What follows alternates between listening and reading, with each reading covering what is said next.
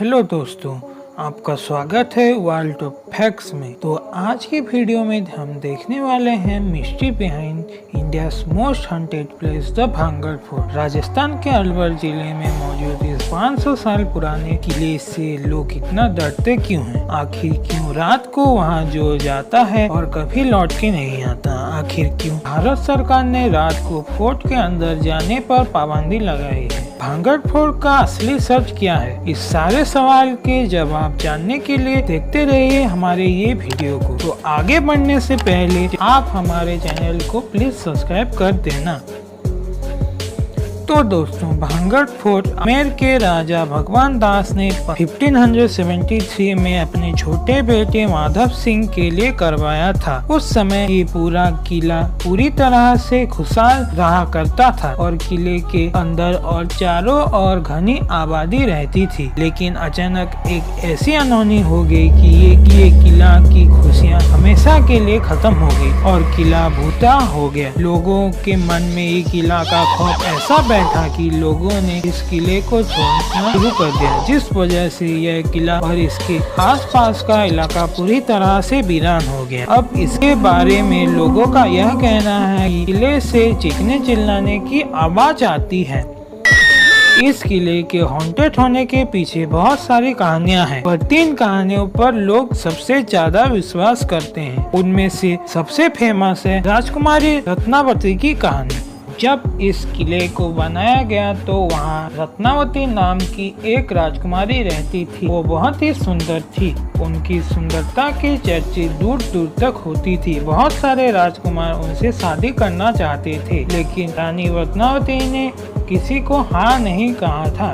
रानी रत्नावती को देखकर उसी राज्य का एक नामी तांत्रिक सिंधु सावड़ा उनकी खूबसूरती पर मोहित हो गया। उसके बाद उसके मन में राजकुमारी रत्नावती को पाने की इच्छा जाग उठी और तांत्रिक को पता था कि राजकुमारी को इत्र बहुत पसंद है, जिसके लिए राजकुमारी पास के बाजार इत्र खरीदने आती थी। तब तांत्रिक ने अपने काले जादू और तंत्र शक्तियों के प्रभाव से इत्र पर वशीकरण मंत्र का प्रयोग करके राजकुमारी को भेज दिया। कोई भी उस इत्र को लगाता तो पूरी ताकत के साथ तांत्रिक की ओर चला आता। राजकुमारी रत्नावती को उनकी इत्र की वशीकरण के बारे में पता चल गया, पर उन्होंने इत्र को एक बड़े पत्थर पर फेंक दिया। पत्थर पर इत्र गिरते ही पत्थर पूरी ताकत के साथ उस तांत्रिक पर गिर गया और उस तांत्रिक ने बदले की आग में आकर श्राप दिया कि ये भांगड़ का किला एक खंडर में तब्दील हो जाएगा और राजकुमारी समेत इस किले में रहने वाले सभी लोग जल्दी ही एक दर्दनाक मौत मरेंगे और उनकी आत्माएं हमेशा के लिए इस किले में भटकी रहेगी।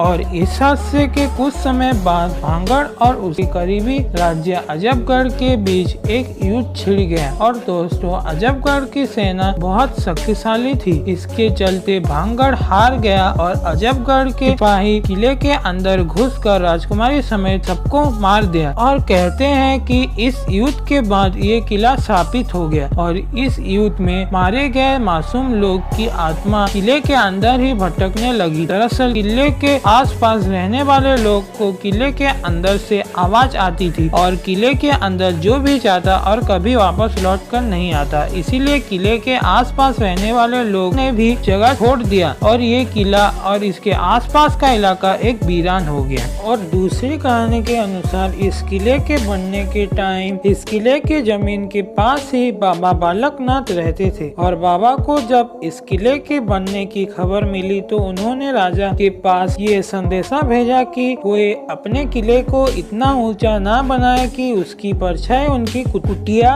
तक पहुंचे। पर राजा ने उस बात को नहीं माना और जब किला बन गया तो उसकी परछाई बाबा के कुटिया तक पहुंच गई। उस परछाई को देखकर बाबा गुस्सा हो गए और भांगड़ को तबाह होने का श्राप दे दिया। और आज बहुत लोग का यही मानना है कि भांगड़ की ये हालत बाबा बालकनाथ के ही श्राप की वजह से हुई है। और तीसरी कहानी के अनुसार अनुसार भांगड़ में युद्ध हुआ था, जिसमें कि भांगड़ के सिपाही बुरी तरह से हार गए थे, लेकिन भांगड़ के राजा और उनके परिवार अपने जान बचाकर वहां से भागने में कामयाब रहे थे, क्योंकि राजा ने किले में अपना बहुत सारा खजाना रखा था। इसीलिए उन्होंने एक अफवाह फैलाई कि किला शापित है और वहां जो भी जाएगा उसकी मौत हो जाएगी। आपको क्या लगता है, कौन सी कहानी सच है और क्या आपके अनुसार भांगड़ में सच में भूत है? कमेंट करके जरूर बताना और मेरा वीडियो अच्छा लगा हो तो चैनल को सब्सक्राइब कर देना। ऐसे ही वीडियो आगे मैं लाता रहूंगा।